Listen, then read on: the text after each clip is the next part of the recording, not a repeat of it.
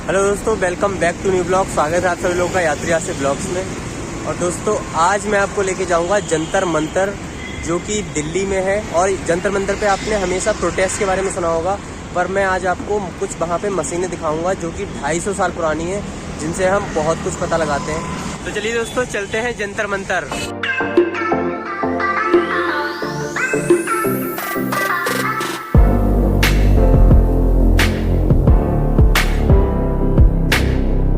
दोस्तों हम अंदर तो आ चुके हैं। जंतर मंतर पे बेसिकली कुछ 250 साल पुरानी मशीन है। पहले क्या होता था, पहले के टाइम पे कैलेंडर और घड़ियां वगैरह नहीं होती थी, तो उस प्रॉब्लम से निपटने के लिए यहाँ पे कुछ ऐसी मशीनें बनाई गई थी। तो वो मशीनें हमें डेट बताती थी और हमें टाइम को बताती थी। तो दोस्तों मेरे हिसाब से आप सभी को यहाँ पे आना चाहिए, क्योंकि ये हमारी पुरानी धरोहर है। बाकी यहाँ पे घूमते हैं और आपको दिखाता हूँ मैं।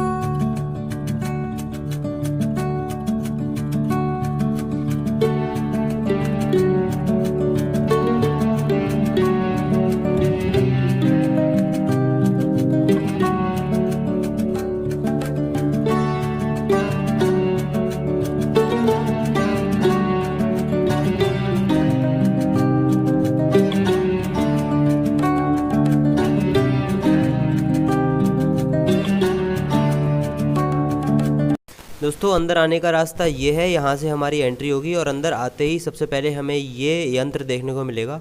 ये मशीन है, इसका नाम है मिस्र यंत्र। और जब भी हम जंतर मंतर की फ़ोटो देखते हैं तो हमें किताबों में यही इसकी पिक्चर देखने को मिलती है। जंतर मंतर में इसके अलावा और भी बहुत सारे यंत्र हैं, मतलब मशीनें हैं।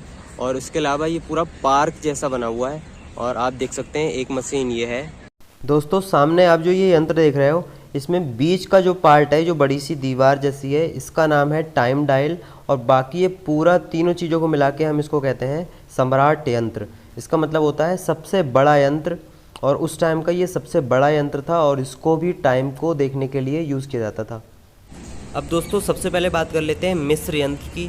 तो इसका शेप कुछ दिल के आकार का होता है और इसमें जो आप 4 पट्टियाँ देख रहे हो, ये वाइट कलर की, 2 इस साइड हैं, 2 इस साइड हैं। ये चारों पट्टियाँ हमें 4 अलग अलग देशों का टाइम बताती हैं। अब सोचो दोस्तों, 250 साल पहले कितनी मेहनत की होगी, कितना दिमाग लगाया होगा, जो हम अपने देश के अलावा हम और देशों का भी टाइम पता कर सकते हैं। दोस्तों ये यंत्र 5 पार्ट से मिलके बना है। और आप अगर अंदर जाने की कोशिश करोगे तो आप देख सकते हो यहाँ पे इनने रेस्ट्रिक्शंस लगा रखी हैं। अंदर आप नहीं जा सकते, अंदर जाना अलाउड नहीं है किसी वजह से। अब मैं आपको थोड़ा पास से दिखाने की कोशिश करूँगा। यहाँ सीढ़ियों पे हम थोड़ा सा चढ़ सकते हैं। ऊपर चढ़ने के बाद आप यहाँ पे देख सकते हो, यहाँ पे कुछ लाइनें बनी हुई हैं। इन्हीं लाइनों की मदद से वो लोग टाइम नापते थे उस टाइम पे। पर लॉजिकली अभी टाइम नापना मेरे लिए भी इतना पॉसिबल नहीं है, क्योंकि ये बहुत ही ज़्यादा मतलब कॉम्प्लिकेटेड प्रोसेस सा मुझे लग रहा है। बस इतना समझ लीजिए जैसे कि कोई सूरज की लाइट पड़ी और पड़ने के बाद उसकी जो परछाई बनती थी, तो उस यहाँ पे कुछ नंबर्स वगैरह लिखे हुए हैं। तो जो भी नंबर उस टाइम पे उस परछाई पे पड़ते थे, वही मान लिया जाता था कि ये टाइम इस टाइम पे हुआ। दोस्तों जंतर मंतर का निर्माण मोहम्मद शाह के टाइम पे हुआ था और जो महाराजा जय सिंह थे उनने करवाया था। तो उस टाइम पे एक मतलब हिंदू और मुस्लिम लोगों में आपस में एक बहस हो गई थी टाइम और कैलेंडर को लेके, टाइम और डेट को लेके। तो उस टाइम पे क्योंकि कैलेंडर और टाइम वगैरह ये सब घड़ियाँ वगैरह नहीं हुआ करती थी, तो उस टाइम पे इन चीज़ों की ज़रूरत थी। तो उस टाइम पे ये जंतर मंतर का निर्माण हुआ और यहाँ पे बहुत सी ऐसी मशीनें बनाई गई। मैं आगे आपको दिखाऊंगा। ये जो पीछे देख रहे हो, ये टाइम के लिए मशीन है। और ये जो आप देख रहे हो, जो अब मैं आपको बताऊंगा, ये भी टाइम के लिए है। पीछे उसके जो 2 मशीनें हैं वो बनाई गई थी कैलेंडर को लेके और मतलब डेट को लेके, डेट पता करने के लिए।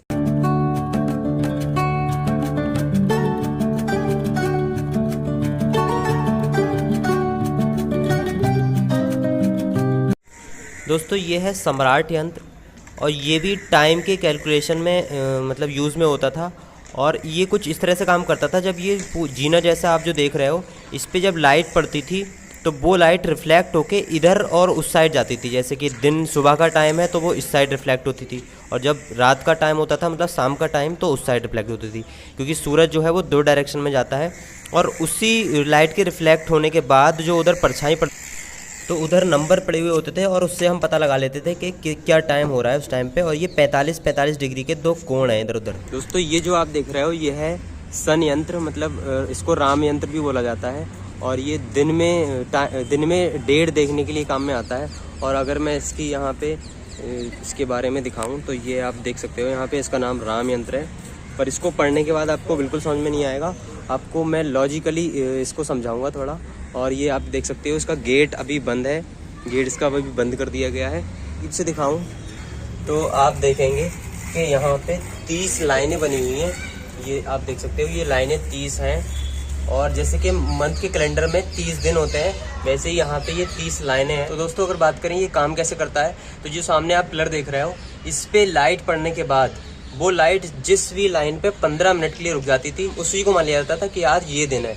और जैसे कि मान लो ये तीसरे वाली लाइन पे ये 15 मिनट के लिए लाइट रुक गई, तो मान लिया जाता था कि आज 3 तारीख है, और उस पर दिन लिखा हुआ होता था, और फिर उससे हम डिसाइड कर लेते थे कि आज क्या तारीख है और क्या दिन है। कैलेंडर का काम करता था, और इसका नाम जो है वो है सन यंत्र, और इसको राम यंत्र भी बोलते हैं। और इसके जस्ट पीछे आपको देखने को मिलेगा यह है मून यंत्र, और आपको मैं मून यंत्र के बारे में बताता हूँ। दोस्तों ये है मून कैलेंडर, और ये भी लगभग देखने में बिल्कुल सेम ही है, और इसकी वर्किंग जो है वो भी लगभग सेम है। ये भी ऐसे ही काम करता है। सामने जो आप पिलर देख रहे हो, इस पे लाइट पड़ने के बाद इन लाइंस पे जब लाइट वो रुक जाती थी 15 मिनट के लिए, तो वही मान लिया जाता था कि ये रात जो है वो इतनी तारीख की रात है, और उस वाले से माना जाता था कि इतने तारीख का दिन है। जैसे कि मान लो रात के 12 बज गए हैं, जैसे रात हो गई है, और हमें पता करना है कि अगला दिन जो है वो कितनी तारीख है और कौन सा दिन है, तो हम यहीं से पता लगाते थे। चांद की जो लाइट है वो यहाँ पे रुकती थी, तो उसी से हम पता लगा लेते थे कौन सा दिन है। तो दोस्तों आज के टाइम पे तो बहुत ही ज़्यादा प्रैक्टिकल नहीं है, मतलब टाइम वगैरह देखना और डेट को पता लगाना, पर उस टाइम पे बहुत ही प्रैक्टिकल तरीके से ये लोग पता लगाते थे टाइम का और डेट का। दोस्तों अब मैं आपको दिखाता हूँ कि दूर से देखने पे ये सारे यंत्र कैसे लगते हैं। तो आप देख सकते हो दूर से देखने पे कुछ ऐसा यहाँ का सीन होता है। और दोस्तों यहाँ पे कुछ लोग ऐसा भी बता रहे थे कि यहाँ जो नीचे ज़मीन के नीचे जो है एक मतलब बेसमेंट जैसा है, और उसमें भूल भुलैया वाला जो सिस्टम होता है वो है ग्राउंड मतलब बेसमेंट में। फ़िलहाल अभी तो यहाँ सब कुछ बंद कर दिया गया है, अंदर जाना, किसी भी यंत्र के अंदर जाना और नीचे जाना बिल्कुल बंद कर दिया गया है। इसके 2 कारण हैं अंदर बंद करने के, क्योंकि 2002 में ही बता रहे थे, एक बंदा अभी एक गार्ड बता रहा था मुझे कि 2002 में एक हादसा हो गया था जिसमें 2 बच्चे अंदर गए थे और वापस कभी नहीं लौटे वो।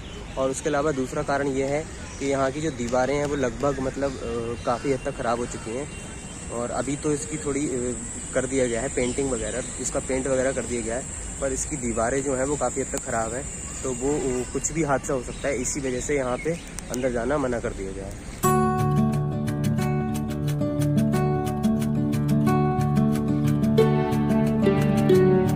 अब दोस्तों सारा कुछ यहाँ पे देख चुके हैं, तो अब टाइम है वापस जाने का। और आपको दोस्तों अगर ब्लॉग पसंद आया तो वीडियो को लाइक कर देना, चैनल को सब्सक्राइब कर देना, और तो मेरे हिसाब से आपको यहाँ पे बिल्कुल ज़रूर आना चाहिए। और मिलते हैं ब्लॉग में, तब तक के लिए बाय।